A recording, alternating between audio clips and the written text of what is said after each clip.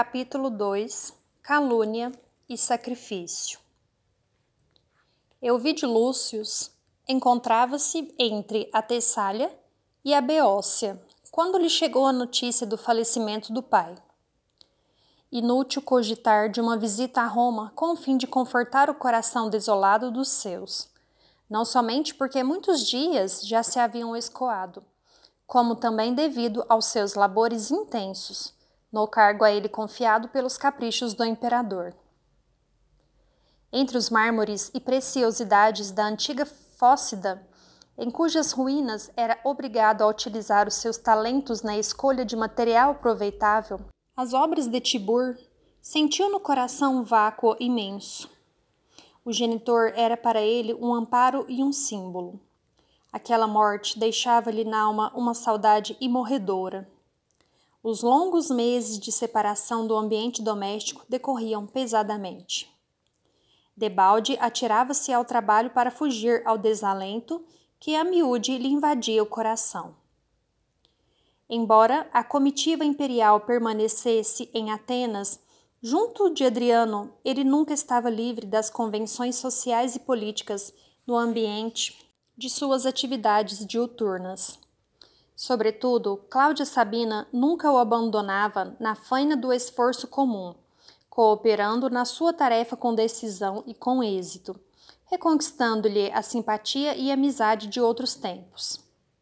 Euvídio Lúcius, porém, se lhe admirava a capacidade de trabalho, não poderia transigir no tocante aos sagrados deveres conjugais, guardando a imagem da esposa no santuário de suas lembranças mais queridas, com lealdade e veneração.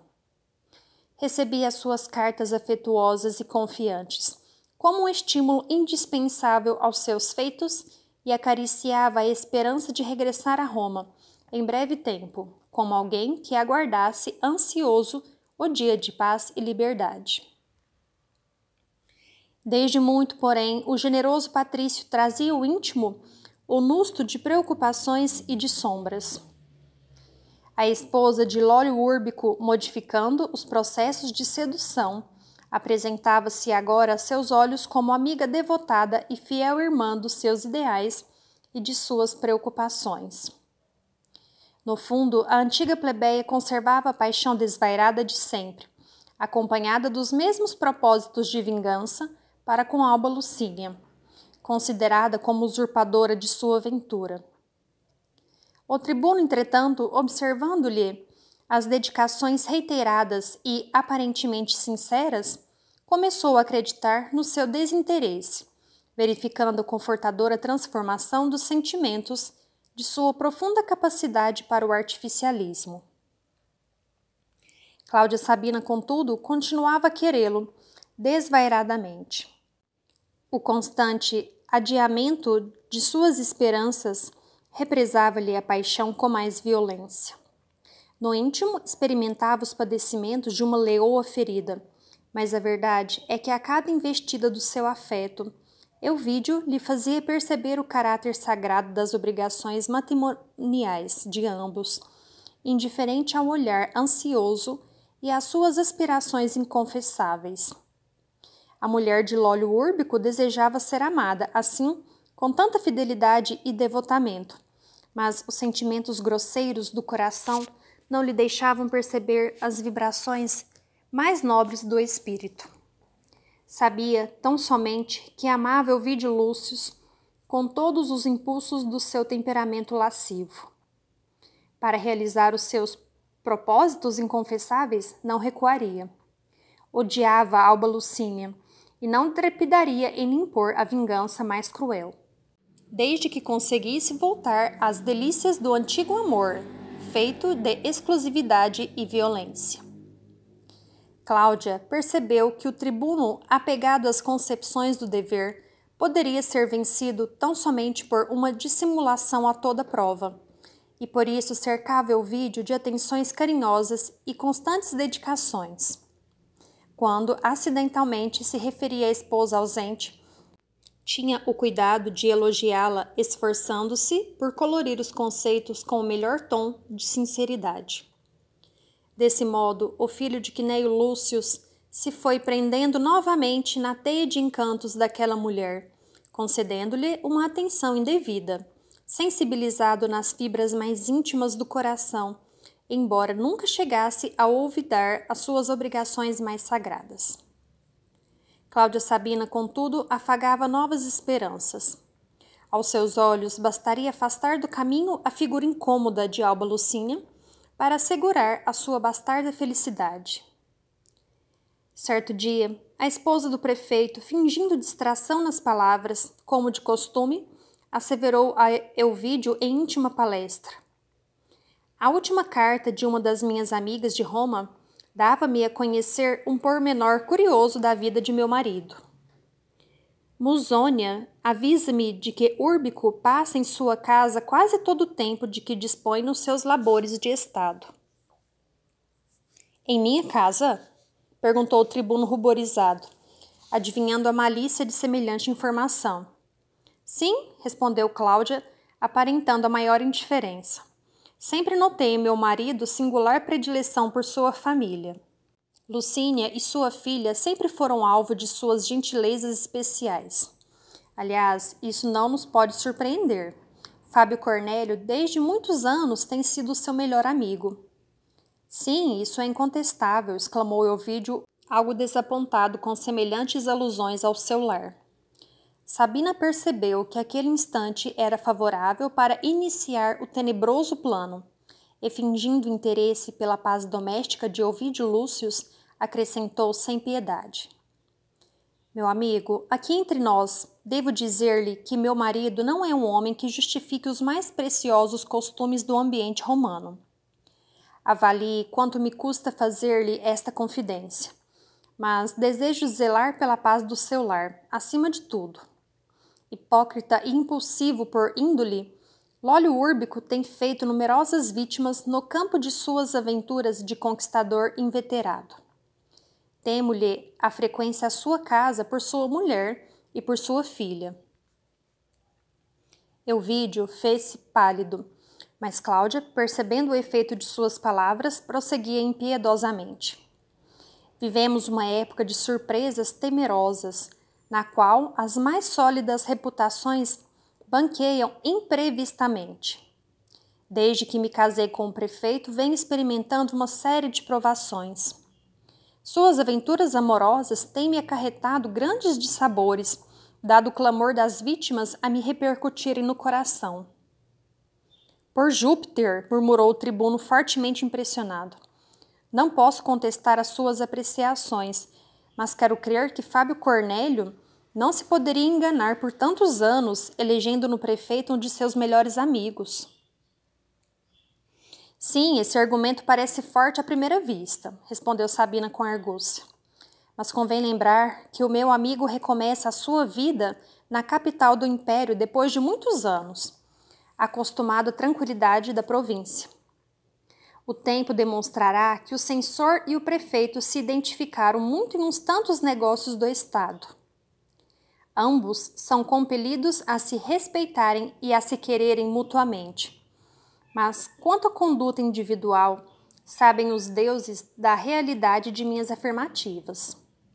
Elvídio Lúcius desviou a palestra para outros assuntos, reconhecendo a delicadeza daquelas observações sobre a honorabilidade de outrem e a propósito do seu lar. Mas quando Sabina se retirou, sentiu-se envenenado de preocupações injustificáveis e profundas. Que significariam as visitas reiteradas de Lólio Úrbico à sua casa? Porventura Alba Lucinha ter-se-ia esquecido dos seus sagrados deveres? Fábio Cornélio prender-se-ia tanto aos interesses materiais a ponto de olvidar o nome e as respeitáveis tradições da família? Na mente do tribuno, as numerosas cogitações íntimas se baralhavam em tormenta. Ainda bem que aquela ausência dolorosa estava prestes a findar. Hélio Adriano já expedira as ordens para que largassem da Itália as galeras para o regresso. Em Roma, porém, a situação de Alba Lucínia e da filha chegava ao auge do sofrimento moral.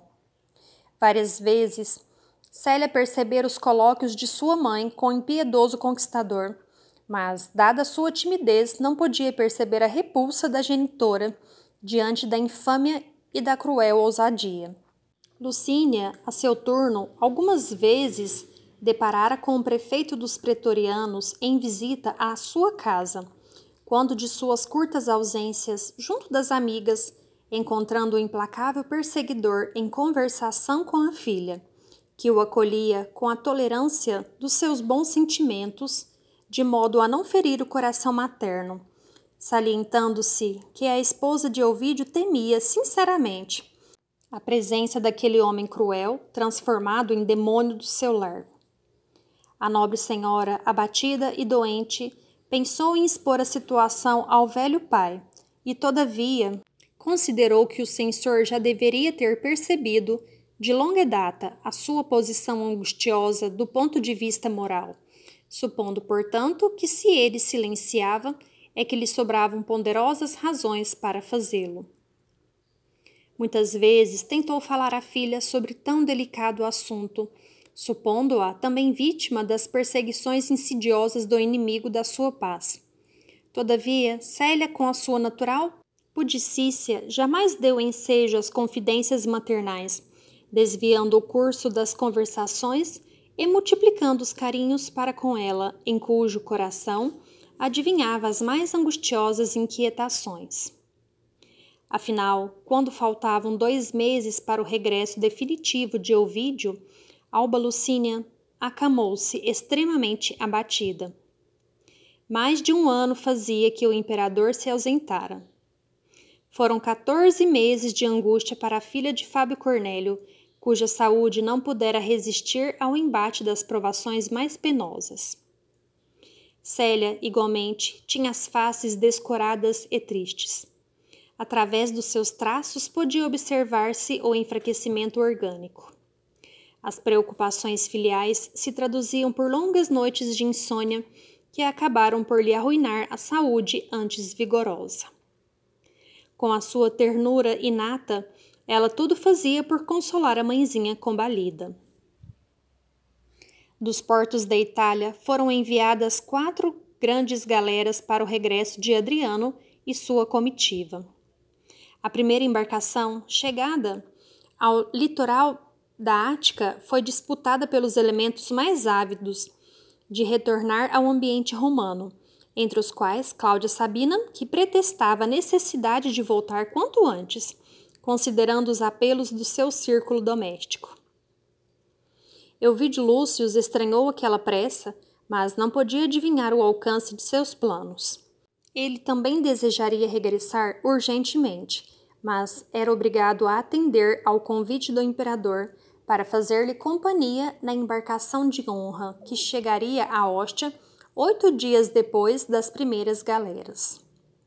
Daí a alguns dias, a mulher do prefeito dos pretorianos chegava à capital do império com o avanço de 1 semana, de modo a cogitar da realização dos sinistros projetos de vingança que lhe trabalhavam a mente. O marido recebeu-a com a frieza habitual e os servos da casa com a angústia que a sua presença lhes facultava. Cláudia Sabina teve meios de fazer chegar a Atéria a notícia de sua volta, encarecendo-lhe a visita com a possível urgência. Em frente de sua cúmplice, a quem dispensava o máximo de generosidade, a antiga plebeia disse-lhe ansiosamente: Atéria, chegou o momento de jogar a última cartada na minha partida. Realizarei meu projeto sem vacilar nas minhas atitudes e, quanto a ti, receberás agora o prêmio da tua dedicação. Sim, senhora, retrucava a serva com o olhar cúpido, considerando a propina. Como vai a mulher de Ovídio? A patroa vai muito abatida e doente. Ainda bem, murmurou Sabina satisfeita. Isso favorece a execução dos meus planos. E depois de fixar na companheira os olhos ansiosos, acentuou de maneira singular. Atéria, estás preparada para o que possa acontecer? Sem dúvida, minha senhora, entrei em casa do patrício Ovídio Lúcio para vos servir, exclusivamente. Não te arrependerás por isso, disse Sabina com decisão. Ouve-me. Estamos ao termo da missão que te retém junto de Alba Lucínia. Espero do teu esforço o último serviço de colaboração na minha tarefa de amplo desagravo do passado doloroso. Tenho sido generosa contigo, mas desejo assegurar o teu futuro pelos bons serviços que me has prestado. Que desejas para descanso da tua velhice no seio da plebe desamparada?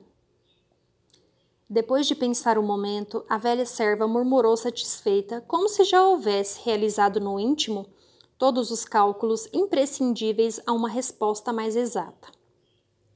Senhora, sabeis que tenho uma filha casada, cujo marido vem arcando com a maior miséria nos seus dias de tormento e de pobreza. Valério, meu genro, teve sempre grande amor à vida do campo, mas em sua penosa condição de liberto pobre, jamais conseguiu amealhar o suficiente para adquirir um trato de terra, onde pudesse fazer a felicidade da família. Meu ideal, portanto, é possuir um sítio longe de Roma, onde me recolhesse junto dos filhos e dos netos que me estimarão, como hoje, nos dias próximos da decrepitude e da invalidez para o trabalho. Teus desejos serão satisfeitos, exclamou a mulher do prefeito, enquanto a Atéria a escutava cheia de alegria. Vou indagar o custo de um sítio aprazível e no momento oportuno dar-te-ei a quantia necessária. E que devo fazer agora para lograr semelhante ventura? Escuta, disse Cláudia com gravidade. De hoje a uma semana, Elvídio Lúcio deverá estar de volta. Na tarde de sua chegada, deverás procurar-me para receber instruções. Nesse mesmo dia, terás o dinheiro necessário para realizar teus desejos. Por agora, vai-te em paz e confia em mim. Atéria estava radiante com as perspectivas do futuro, sem levar em conta os meios criminosos que haveria de empregar para atingir seus fins. No dia seguinte, pela manhã, uma liteira modesta saía da residência de Lólio Úrbico em direção à Suburra. Será inútil esclarecer que se tratava de Cláudia Sabina, dirigindo-se à conhecida casa da vendedora de sortilégios, com quem haveria de concluir os seus projetos sinistros. A feiticeira de Cumas recebeu-a sem surpresa, como se estivesse à sua espera. Depois de mergulhar as mãos ávidas na aluvião de sestércios que Cláudia lhe trazia, Plotina concentrou-se diante da trípode que já conhecemos, falando em seguida. Senhora, o momento é único. Deveremos cuidar de todos os pormenores quanto ao que vos cumpre fazer, a fim de que não se percam os nossos melhores esforços. Cláudia Sabina pôs-se a meditar num plano minucioso que a feiticeira submetia ao seu critério.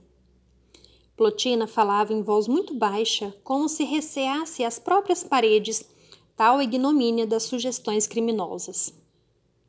Finda a longa exposição, a consulente retrucou pensativa. Mas não seria melhor exterminar a rival? Tem alguém em sua casa que se poderá incumbir do último golpe. Sei que conheces os filtros mais violentos e que nos pode fornecer hoje mesmo. Senhora, as vossas ponderações são razoáveis, mas deveis recordar que a morte do corpo só aproveita aos assuntos de ordem material. E em nosso caso, eles são de ordem espiritual, tornando-se indispensável um golpe infalível.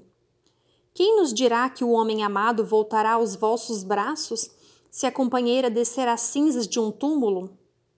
Os que partem para o além costumam deixar uma saudade duradoura, alimentando sempre uma paixão inextinguível. E enquanto a esposa do prefeito considerava as estranhas insinuações como certas e justas, Plotina continuava. É preciso instilar o ódio no coração do homem desejado para que a vossa aventura seja efetiva. Para atingirmos esse fim, necessária se torna flagelar a alma, abatendo-a e destruindo-a. Sim, as tuas advertências são asaz judiciosas e não devo desprezá-las, mas de conformidade com o teu plano, meu marido deverá desaparecer. E que vos importa isso se a sua morte se faz necessária? Não forçais o destino para gozar a felicidade possível com outro homem? Sim, teu projeto é o melhor, porquanto chegaste a prever todas as consequências. E, como se apostrofasse a figura imaginária da rival, vítima da sua insânia e do seu ódio, acentuou com os olhos perdidos no vácuo. Alba Lucínia deverá viver. Relegada a uma plana inferior com a sua vergonha, padecerá o desprezo e a execração que tenho padecido. Plotina levantara-se. De um armário esquisito, retirou frascos e pacotes que entregou à cliente com observações especializadas. Aceitando de alma aberta o plano odioso, Cláudia Sabina saiu prometendo voltar.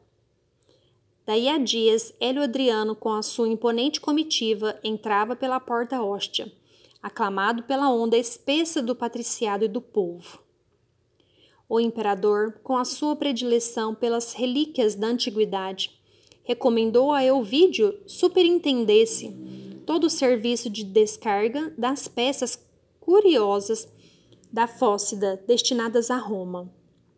O tribuno, porém, delegando a incumbência a um dos seus prepostos de confiança, dirigiu-se à cidade para abraçar a esposa e a filha.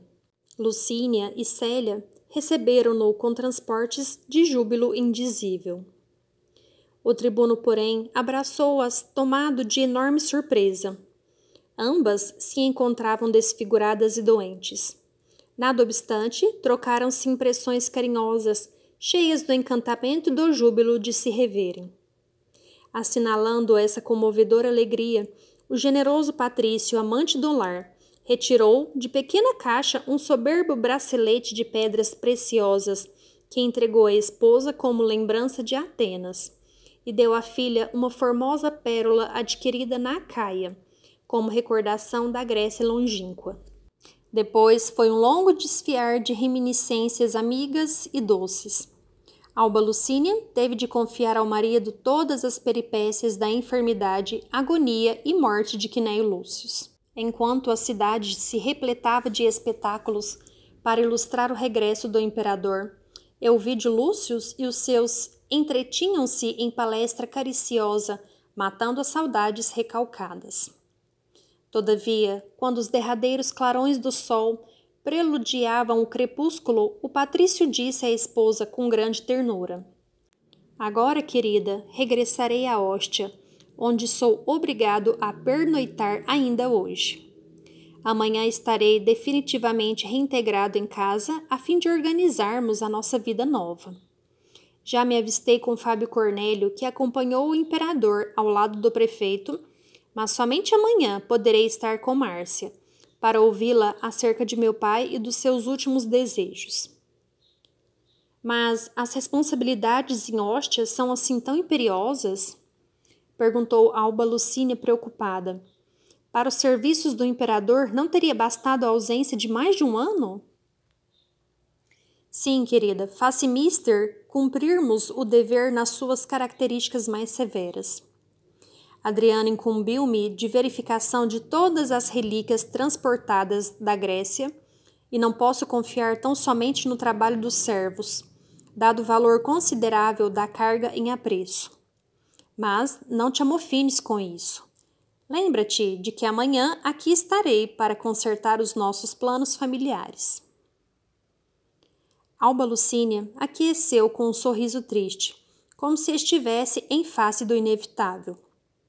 Seu coração, porém, desejava a presença do companheiro para confiar-lhe imediatamente os seus íntimos dissabores.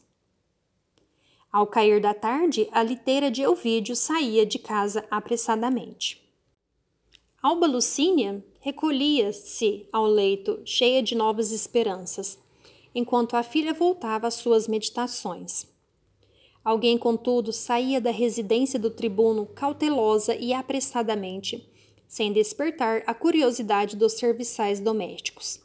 Era a Téria que se dirigia para o Capitólio.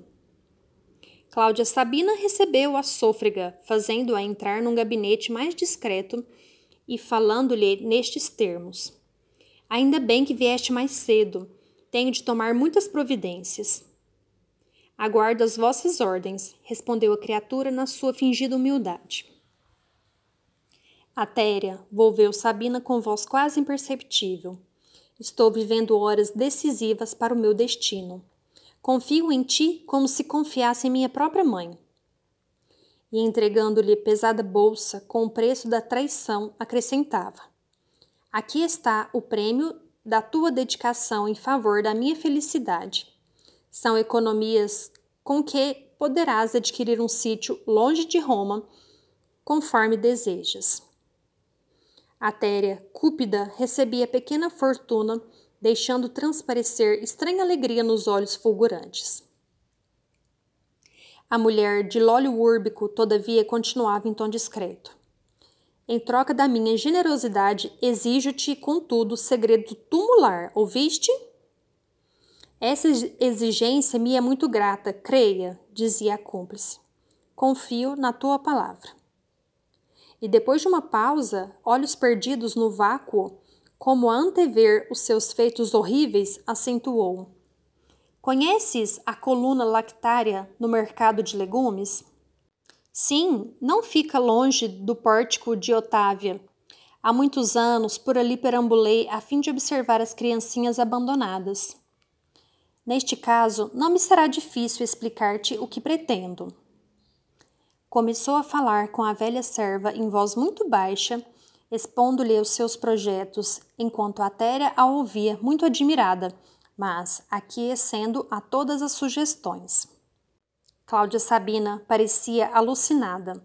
Olhar abstrato, a expressão fisionômica tinha um quê de sinistro. Como que concentrada no só propósito de efetivar os seus planos, dirigia-se à velha serva maquinalmente. Atéria, disse entregando-lhe um pequeno frasco. Esse filtro dá repouso físico e sono prolongado. Ao ministrá-lo, é preciso que Alba Lucínia descanse tranquilamente. Confiando-lhe outro frasco, afoitamente acrescentava: Leva também este, terás necessidade de tudo isto. E enquanto a serva guardava os elementos do crime, acentuava: Que os deuses da minha vingança nos protejam, até que enfim chegou o instante da desforra. Sim, Atéria, amanhã Elvídio Lúcio saberá, para todos os efeitos, que a esposa lhe foi infiel, apresentando-lhe o fruto de um crime. A escolha da criança ficará ao teu critério. Poderei contar absolutamente contigo? Pela fé no poder de Júpiter, podeis confiar em mim, senhora. Irei à coluna lactária depois da meia-noite e levarei comigo a criança. Os recém-nascidos são ali abandonados diariamente, às dezenas. Assentada, a combinação sinistra, a noite já havia desdobrado sobre Roma o seu manto de sombras espessas. Todavia, enquanto Atéria retornava à casa dos amos, Cláudia Sabina privava-se das festas noturnas do imperador, encaminhando-se à porta de Ostia apressadamente. Encontrando-se lá com o filho de Cneio Lúcius, solicitou-lhe o favor de uma palavra em particular, no que foi imediatamente atendida. Elvídio, falou a perversa criatura com a sua facilidade de dissimulação. Aqui estou para prevenir-te reservadamente de graves acontecimentos. Aliás, já por mim previstos quando na Grécia. Mas que acontecimentos? Interrogou o patrício com ansiedade. Deves estar preparado para ouvir-me, pois acredito que o prefeito dos pretorianos, com a bruteza dos seus sentimentos, chegou a macular a honra da tua casa. Impossível! Exclamou o tribuno com veemência. Entretanto, deves ouvir Alba Lucínia imediatamente, verificando até que ponto conseguiu Lólio Úrbico introduzir-se no seu lar. Eu não posso duvidar de minha mulher sequer um minuto, revidou com sinceridade. Queres ou não ouvir-me até o fim, para conheceres os pormenores do fato? Perguntou Sabina, encolerizada. Ouvi-la-ei com prazer, desde que o assunto não se refira à minha família e à honra de minha casa. É possível que tua opinião amanhã se modifique. E despedindo-se bruscamente do homem de suas paixões, que sabia defender as tradições do lar e da família, a antiga plebeia regressava ao Capitólio, mais que nunca interessada no desdobramento dos seus sinistros desígnios. O gênio do mal, que lhe falava no coração, preparava para aquela noite os acontecimentos mais terríveis. Enquanto a vemos pela madrugada a examinar documentos e pergaminhos no gabinete de Lólio Úrbico, acompanhemos a Téria até o mercado de legumes. A sociedade romana já se havia habituado a ver junto da coluna lactária os míseros enjeitadinhos. Esse local de triste memória onde muitas mães abnegadas acolhiam pobres crianças abandonadas, constituía como que os primórdios das famosas rodas de expostos. Nos estabelecimentos de caridade cristã que floresciam mais tarde para o mundo. A claridade mortiça da lua, antes do amanhecer, a velha serva verificou a presença de 3 míseros pequeninos. Um deles, porém, chamou-lhe a atenção pelos seus suaves vagidos de recém-nato.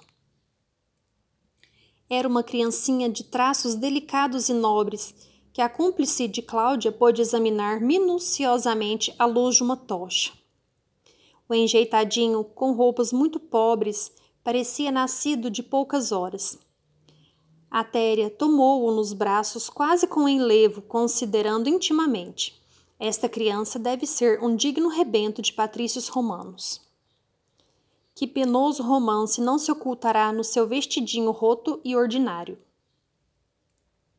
Levou-o consigo, penetrando na casa dos amos com todo o cuidado.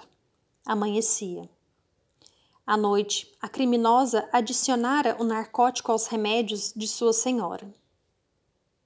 Entrou no quarto onde a esposa de Ovídio repousava tranquilamente. Depôs a criança ao seu lado, envolvendo-a no ambiente tépido das coberturas. Em seguida, preparou ali toda a encenação necessária, sem que a pobre vítima do filtro que a mergulhara em longo e pesado sono pudesse perceber o que se passava. Todavia, o pequenino começou a chorar fracamente, embora a serva criminosa fizesse o possível por acalmá-lo. No quarto contíguo ao de sua mãe, dado o ruído insólito, Célia despertava. Acordou aturdida e sensibilizada. Acabava de sonhar que se encontrava novamente no cemitério triste da Porta Nomentana, como na memorável noite em que pudera rever o bem-amado de sua alma.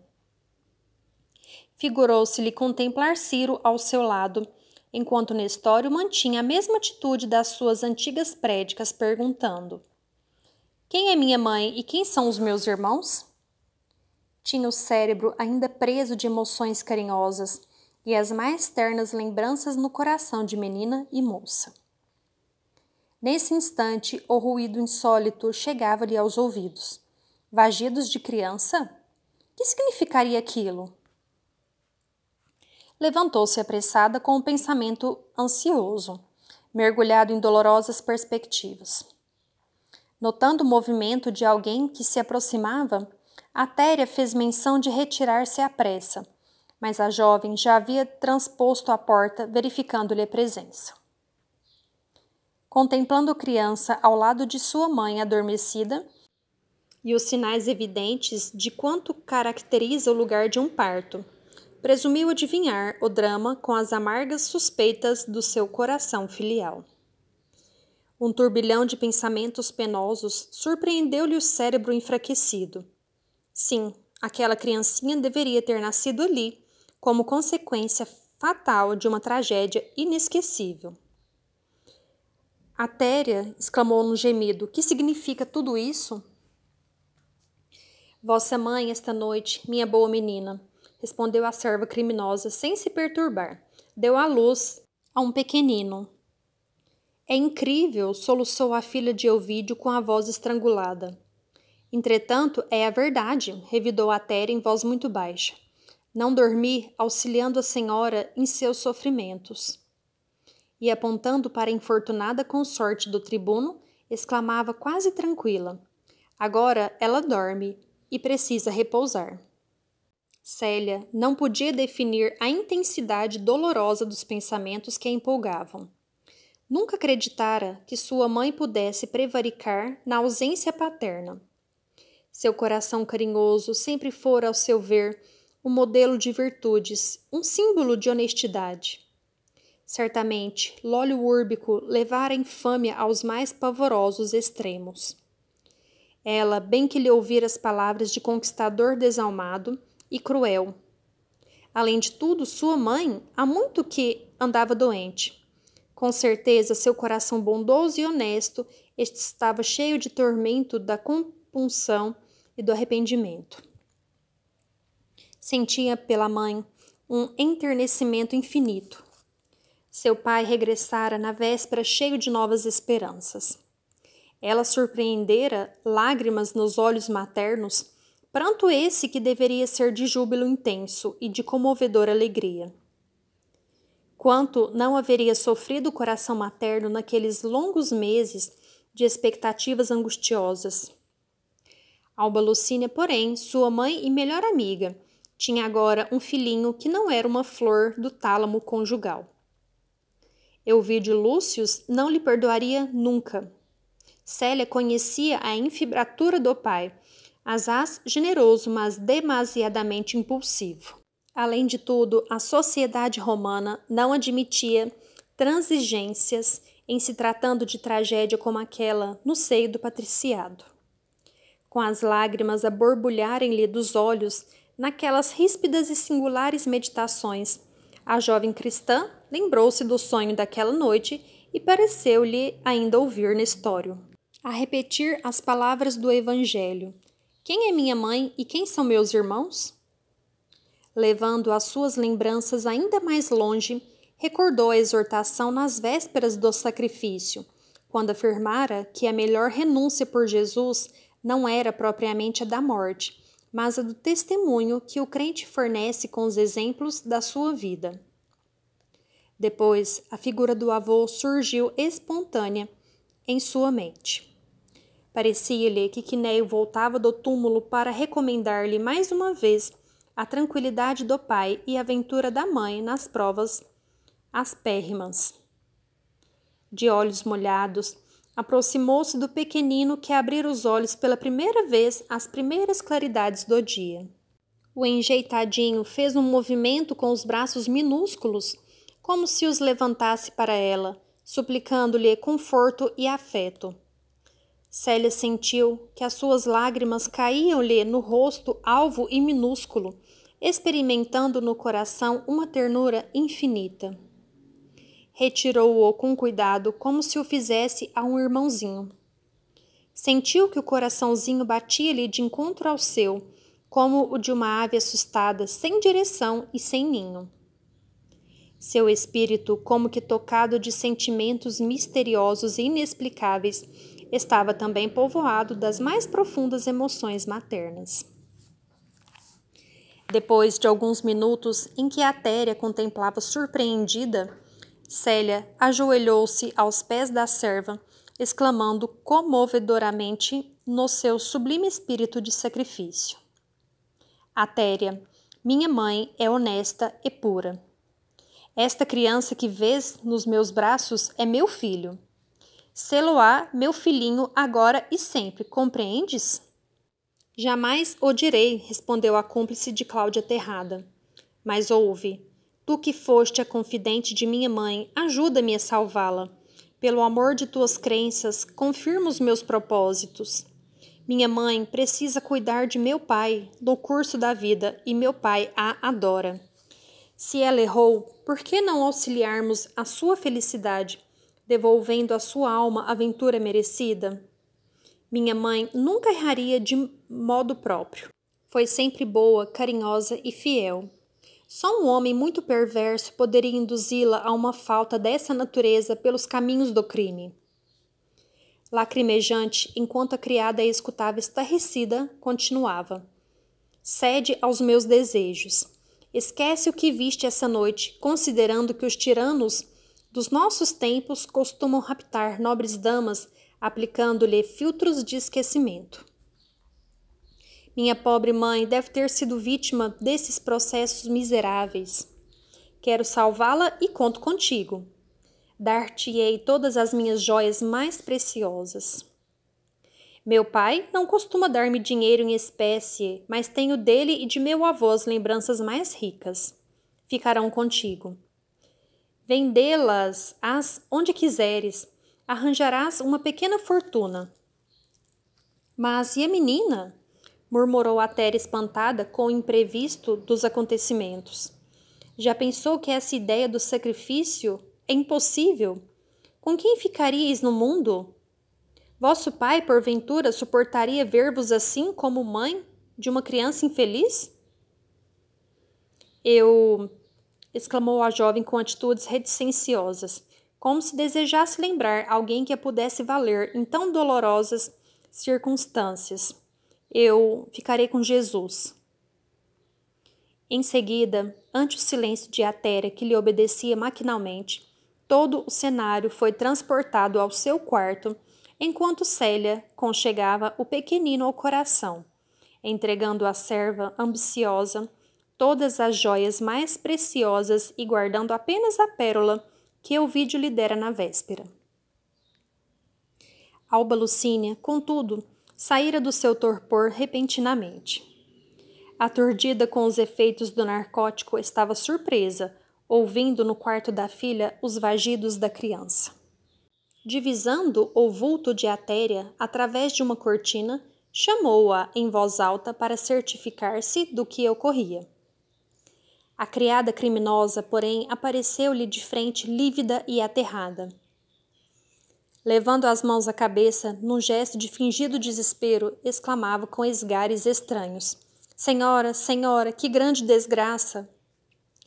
A esposa do tribuno, com o coração a lhe saltar do peito, pálida e aturdida, ia interrogar a serva, quando alguém transpôs a porta e penetrou no aposento. Era Ovídio. O genro de Fábio não conseguira conciliar o sono. Depois das insinuações pérfidas de Sabina, parecia que veneno atroz lhe destruía todas as forças do coração.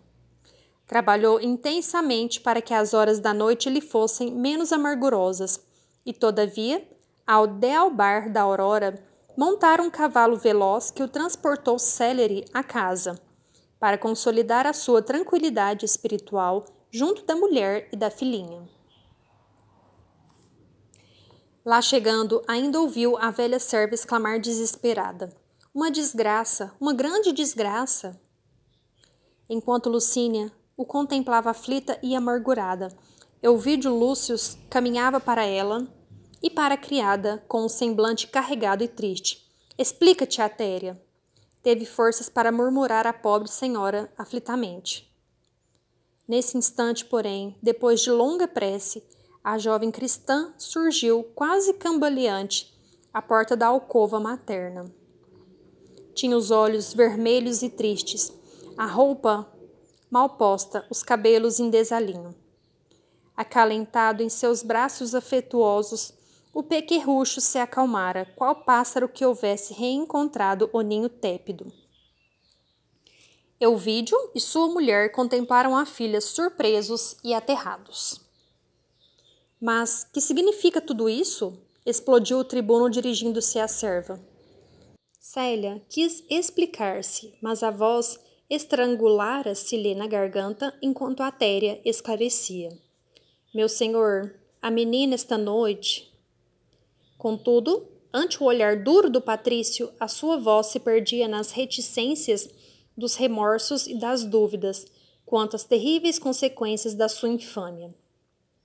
Célia, porém, cheia de fé na providência divina e sinceramente desejosa de sacrificar-se por sua mãe, ajoelhara-se humilde, exclamando com voz quase firme: Sim, meu pai, minha mãe, pesa-me a confissão da minha falta, mas essa criança é meu filho.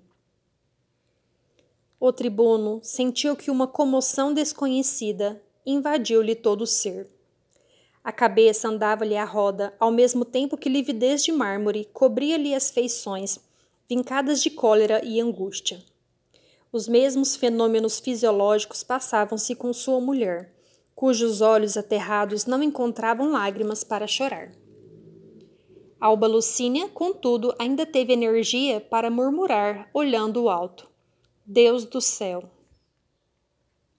Célia, porém, genuflexa, enquanto Atéria erguia a cabeça, fria e impassível, exclamava com o pranto de sua humildade: Se puderdes, perdoai a filha que não conseguiu ser feliz.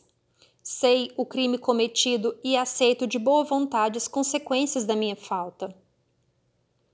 De olhos baixos, com as lágrimas a aljofrarem a face do inocentinho, a jovem continuava dirigindo-se ao pai, que a ouvia estarrecido, como se o pavor daquela hora o houvesse petrificado. Na vossa ausência, andou nesta casa o espírito de um tirano. Recebido como amigo, assediou minha mãe com todos os seus processos de infâmia. Ela, porém, como sabeis, foi sempre fiel e pura. Reconhecendo-lhe a virtude incorruptível, o prefeito dos pretorianos abusou da minha inocência, levando-me ao que vedes. Nunca confessei à mamãe as faltas de minha alma, mas esta noite senti a realidade da minha desventura. No auge dos sofrimentos, busquei o auxílio de Atéria para salvar a vida deste inocentinho. E erguendo os olhos súplices para a criada impassível, a jovem acrescentava: Não é verdade, Atéria? Lucínia e o esposo não queriam acreditar no que viam, mas a serva criminosa confirmava com fingida amargura: É verdade. Sei que as nossas tradições não me perdoam a falta. Continuava Célia tristemente, mas toda a minha mágoa vem do fato de haver maculado o lar paterno, aceitando uma afronta e dando margem à desonra. Não posso ser perdoada, mas vede o meu arrependimento e tente compaixão do meu espírito abatido. Expiarei o crime como as circunstâncias exigirem, e se for indispensável a morte para lavar a mácula, saberei morrer com humildade. As lágrimas embargavam-lhe a voz, não obstante sentir-se amparada por braços intangíveis do plano espiritual, no instante penoso do sacrifício. Euvídio Lúcio, saindo do seu pasmo, deu alguns passos em direção à esposa trêmula, perguntando com voz estranha e quase sinistra: Lólio Úrbico é de fato esse infame? Alba Lucínia, experimentando a queda de todas as suas energias, recordava o seu calvário doméstico em face das investidas do conquistador, cuja perseguição a filha o seu espírito adivinhara. Longe de sentir toda a realidade tenebrosa daquelas cenas que o gênio criminoso de Cláudia Sabina havia idealizado, murmurou fracamente: Sim, Euvídio, o prefeito tem sido o verdugo impiedoso da nossa casa. Mas meu coração não quer acreditar no que os meus ouvidos veem, murmurou o tribuno surdamente. Célia continuava genuflexa, olhos nevoados de lágrimas, amparando o pequenino que chorava. Alba Lucínia contemplava a filha tomada de amargura e de assombro. Agora presumia compreender as esquivanças da filhinha a todos os passeios nos derradeiros tempos, para só confugir-se ao insulamento do seu quarto, engolfada em preces e meditações. Atribuía o retraimento de Célia à morte do avô, que lhe deixara a ambas as mais penosas saudades. Entretanto, sua desconfiança de mãe entendia agora que o conquistador covarde havia abusado da inexperiência de sua filha. Muitas vezes receara sair, deixando-a só no lar, porquanto a intuição materna há muito lhe advertia que Lólio Úrbico buscaria vingar-se, executando as suas terríveis ameaças. Agora, a realidade amarga torturava-lhe o espírito. Lucínia, continuou Euvídio sombriamente, explica-te, não terias exercido nesta casa a preciosa vigilância materna? É verdade que o prefeito dos pretorianos insultou a tua dignidade? Euvídio soluçou com voz tremente. Tudo o que ocorre é absolutamente estranho e incrível, mas o fato aí está patente, atestando a realidade mais amarga. Desconfiava que a nossa pobre filha fosse vítima também do perverso amigo de meu pai. Porquanto de minha parte, venho sofrendo desde que partiste as mais atrozes perseguições, traduzidas em contínuas ameaças, dada a minha resistência aos seus inconfessáveis desejos. Ante o esborar de suas últimas esperanças, com a palavra sincera da esposa que se mostrava amargurada e surpreendida. O orgulhoso patrício deixou-se dominar completamente pelas realidades aparentes daquela hora trágica. De punhos cerrados, olhos duros e sombrios, a revelarem disposições inflexíveis de vingança. Euvídio Lúcius exclamou com voz terrível, dominadas todas as suas expressões fisionômicas por um ricto de angústia. Vingar-me-ei do infame sem piedade. E contemplando a filha que permanecia de joelhos e de olhos baixos, como se evitasse o olhar paterno, acentuou terrivelmente. Quanto a ti, deverás morrer para resgatar o crime hediondo. Iniciando os meus desgostos com preferir aos escravos, acabaste arruinando o meu nome, levando esta casa a uma situação execrável. Mas saberei lavar a mancha criminosa com as minhas decisões implacáveis. Dito isso, o orgulhoso tribuno arrancou a cerrado punhal que reluziu a luminosidade do sol matinal. Mas Alba Lucínia, de um salto, prevendo-lhe a resolução inflexível, susteve-lhe o braço, exclamando angustiada: Euvídio, pelos deuses e por quem és? Não basta a dor imensa da nossa vergonha e da nossa desventura? Queres agravar nossos padecimentos com a morte, com o crime? Não, isso não. Acima de tudo, Célia é nossa filha. Nesse instante, o tribuno lembrou-se repentinamente das rogativas amoráveis do genitor, na mais profunda recordação, como a pedir-lhe calma, resignação e clemência. Pareceu-lhe que Cneio Lúcio regressava das sombras do sepulcro para lhe suplicar pela neta idolatrada, cooperando nas exortações da esposa. Então, sentindo o coração saturado de um sofrimento moral indefinível, acentuou com voz cavernosa: Os deuses não permitirão seja eu um miserável filicida, mas esmagarei o traidor como se esmaga uma víbora. E voltando-se de repente para a filha humilhada, sentenciou com energia: Poupo-te a vida, mas doravante estás definitivamente morta para nossa desdita, imensurável, porque tua indignidade não te permite viver mais um minuto sob o teto paterno. És maldita para sempre. Foge para qualquer parte sem te lembrares de teus pais ou do teu nascimento, porque Roma assistirá ao teu funeral em breves dias. Serás estranha ao nosso afeto. Não nos recordes nunca, nem busques o passado, pois eu poderia exterminar-te nos meus impulsos. Célia continuava na sua atitude humilde de joelhos, mas aos seus ouvidos ressoavam as palavras decisivas do pai orgulhoso e ofendido no seu amor próprio. Vai-te, foge, maldita! Ergueu-se ela, então, cambaleante, endereçando à mãe um derradeiro olhar no qual parecia concentrar toda a sua crença e toda a sua esperança. Alba Lucínia retribuiu-lhe o gesto afetuoso, fixando-a com a sua ternura dolorosa. Pareceu-lhe descobrir na limpidez daquele olhar toda a inocência da alma piedosa e cristã da desventurada filha. Todavia, o seu coração maternal agradecia intimamente aos deuses o lhe haverem poupado a vida. Compreendendo a inflexibilidade da ordem paterna, Célia deu alguns passos vacilantes e, saindo por uma porta lateral, encontrou-se em plena rua, sem direção nem destino, enquanto atrás dela se fechavam as portas do lar paterno para sempre.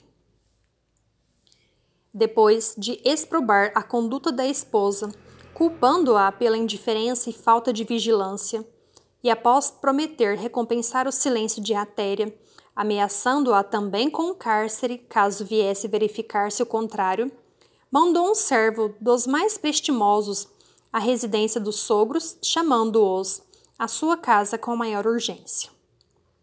Dentro de 1 hora, Fábio Cornélio e sua mulher encontravam-se junto do casal, inteirando-se de todo o acontecido. Enquanto o coração de Júlia Spinter se sentia tocado das mais dolorosas emoções, o velho e orgulhoso censor exclamava convictamente: "Sim, Ovídio, vamos procurar o traidor quanto antes, a fim de o exterminar, sejam quais forem as consequências. Mas devias ter aniquilado a filha, pois o sangue deve compensar os prejuízos da vergonha, segundo os nossos códigos de honra. Mas, enfim, ela estará moralmente morta para sempre. Depois de eliminarmos l'óleo úrbico, faremos que as cinzas de Célia venham de Capua para serem recolhidas em Roma ao jazigo da família." Ao passo que as duas senhoras, mãe e filha, ficavam no aposento, sucumbidas, consolando-se reciprocamente e rogando a proteção dos deuses para a tragédia inesperada e dolorosa, Fábio e Elvídio dirigiam-se apressadamente para o Capitólio, a fim de exterminarem o inimigo como se o fizessem a uma serpente imunda e venenosa. Todavia, uma surpresa tão grande quanto a primeira os esperava. No palácio do prefeito dos pretorianos, o movimento era desusado e estranho. Antes de atingirem o átrio, os 2 patrícios foram informados de que l'óleo úrbico havia falecido minutos antes, acreditando-se que se tratava de um suicídio. A morte do marido constava do programa sinistro de Cláudia, agora dona de opulento patrimônio financeiro, porquanto, desse modo, não ficaria voz alguma que pudesse elucidar Elvídio Lúcius quanto à infâmia que a antiga plebeia acreditava haver atirado ao nome de sua esposa. Além disso, alta madrugada, Sabina tomara de um dos pergaminhos em branco, assinados pelo prefeito, e escreveu com perfeita imitação caligráfica um bilhete lacônico no qual se confessava enfarado da vida e rogava a Fábio Cornélio, amigo de todos os tempos, perdoasse o dano moral que lhe causara. Penetrando aturdidos na casa do inimigo morto, Fábio e Elvídio foram abordados por Cláudia Sabina, que lhes apareceu lacrimosa naquela manhã trágica. Depois de se lastimar, comentando a tétrica resolução do esposo em desertar da vida, Sabina entregava ao censor o último bilhete de úrbico, que dizia grafado pelo marido à última hora, deixando transparecer curiosidade a respeito daquele pedido de perdão, injustificável e estranho. Desejava, sim, conhecer os primeiros resultados do trabalho tenebroso de Atéria, esperando ansiosamente dos lábios de Elvídio ou de alguma alusão de Fábio as informações indiretas que o seu espírito vingativo ansiosamente aguardava. O censor e o genro, entretanto, receberam o suposto bilhete de úrbico com secura e indiferença. E como era preciso dizer alguma coisa em face daquele imprevisto, Fábio Cornélio acrescentou: "Guardarei este bilhete como prova do seu desequilíbrio mental nos últimos momentos, pois só assim se justifica este pedido. E agora, minha senhora", acentuou enigmaticamente para Cláudia, que o ouvia com atenção, "há de perdoar a nossa ausência, porquanto cada qual tem os seus infortúnios." O velho patrício estendia-lhe as mãos em despedida, mas sentindo a sua curiosidade fundamente aguçada por aquelas expressões, a antiga plebeia interrogou com interesse, como a provocar algum esclarecimento de Elvídio que se fechara em mutismo enigmático. "Infortúnios? Mas que desejais dizer com isso? Pretendeis abandonar-me nessa situação? Qual a razão de sairdes assim desta casa quando o cadáver de um amigo e chefe exige testemunhos de veneração e amizade? Porventura aconteceu algo de grave a Alba Lucínia?" Notava-se que a última pergunta transpirava um sentido misterioso. Ela esperava que Ovídio lhe falasse da sua tragédia doméstica, dos seus profundos desgostos conjugais, da infidelidade da esposa, conforme previa, e decorria dos seus planos. Seu coração bastardo aguardava que o homem amado, naquele instante, iria dispensar-lhe as atenções amorosas, tão ardentemente aneladas naqueles últimos meses em que os seus sentimentos mesquinhos haviam acariciado tão grandes esperanças. O tribuno, porém, mantinha-se impassível, como se tivesse os lábios petrificados. Fábio Cornélio, todavia, sem trair a fibra orgulhosa, esclarecia Sabina nestes termos: minha filha vai bem, graças aos deuses, mas também nós acabamos de ser feridos no mais íntimo do coração. Um emissário da Campânia nos trouxe esta manhã a dolorosa notícia da morte repentina de minha neta solteira, que se encontrava junto da irmã, numa estação de repouso. Esta a razão que nos impede prestar ao prefeito as derradeiras homenagens, porquanto vínhamos justamente comunicar-lhe a imediata partida para Capua, a fim de promover o transporte das cinzas. Dito isso, os dois homens despediram-se secamente, saindo a passo firme, no burburinho dos amigos e dos servos apressados que emulavam no patentear a lóleo úrbico a bajulação derradeira. Ante a cena enigmática, Sabina deixava vagar o pensamento em conjecturas.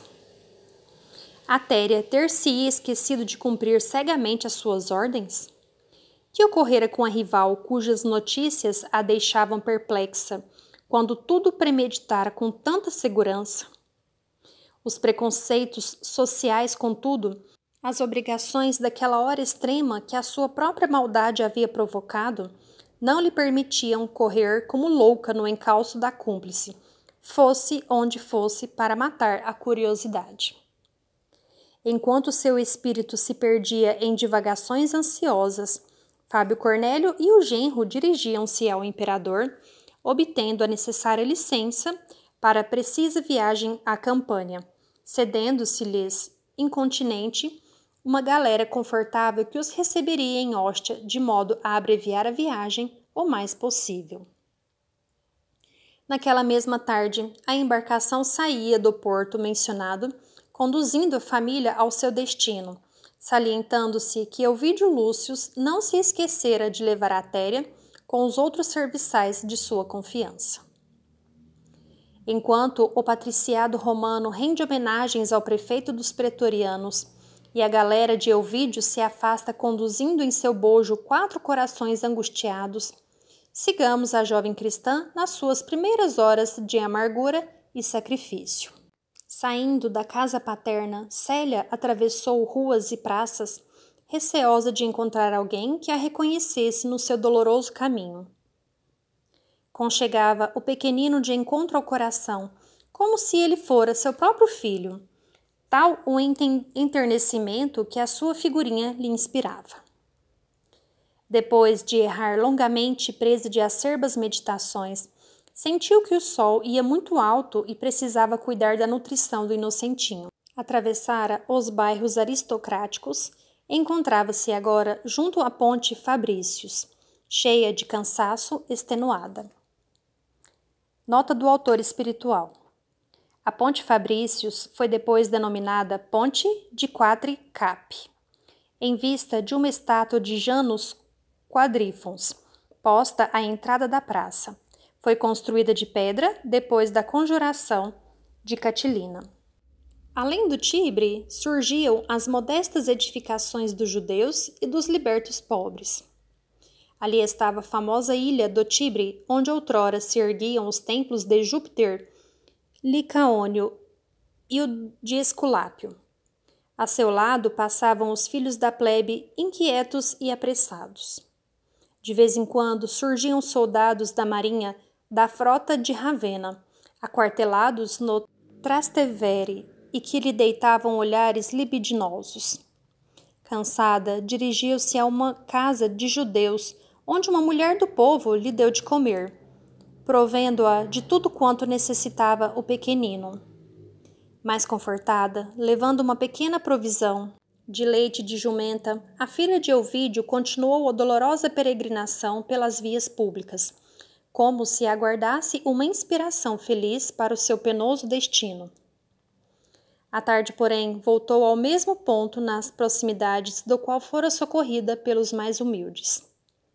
Triste e só, descansou num dos ângulos da ponte Fabrícios, ora contemplando os transeuntes mal vestidos, ora fixando as águas do Tibre com o coração envolto em dolorosas cismas. Aos poucos, o sol se escondia lentamente, dourando ao longe as derradeiras nuvens do horizonte. Um vento frio, cortante, começava a soprar em todas as direções.